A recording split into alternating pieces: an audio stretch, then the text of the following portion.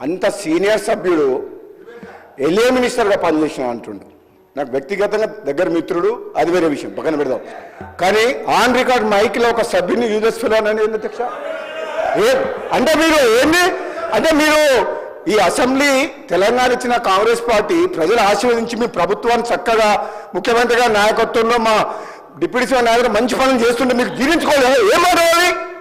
అరే ప్రజలు వింటున్నారు అధ్యక్ష. తెలంగాణ ప్రజలు కొట్లాడిన తెలంగాణ రాష్ట్రం తెచ్చుకున్నది ఆత్మగౌరవం కోసం.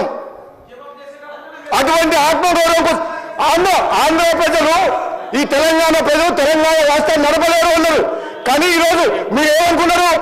మీరే పర్మనెంట్, ఇక మీరు ఎవరు రావాలనుకున్నారు. తెలంగాణ ప్రజలు ఆశీర్వదిస్తే కాంగ్రెస్ పార్టీ వచ్చింది. అసలు వీళ్ళు ప్రభుత్వాన్ని నడపలేదు అనుకున్నారు.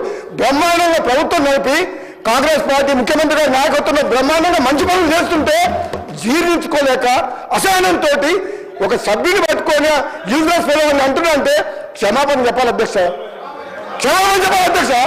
అది చాలా అన్యాయం. ఇది చాలా అన్యాయం. ఎందుకంటే ఈ సభ గౌరవాన్ని ఒక సీనియర్ సభ్యుడు ఆ విధంగా సభ్యులు ఉద్దేశించి మాట్లాడుతుంటే తెలంగాణ కోసం పోరాడింది మీరు ఒక్కరు అనుకుంటే తెలంగాణ రాలే. ఇది ఇచ్చింది తెలంగాణ కాంగ్రెస్ పార్టీ. ఈ తెలంగాణలో మీరు ఏం మాట్లాడినా నడుస్తుంది ఇంటి రోజు అనుకుంటూ ఇక మీరు ఆటలు సాగవు. తెలంగాణ ప్రజలు కాంగ్రెస్ పార్టీని ఆశీర్వదించిండు. ఈ మాటలు హరీష్ రావు గారు నేను చెప్తున్నా, మీకు సభ మీద ఏమాత్రం గౌరవం ఉన్నా, తెలంగాణ రాష్ట్ర ప్రజల మీద ఏ గౌరవం ఉన్నా, సభ్యుల సంస్కారం మీద గౌరవం ఉన్నా బేషరతుగా మీరు క్షమాపణ చెప్పాలి.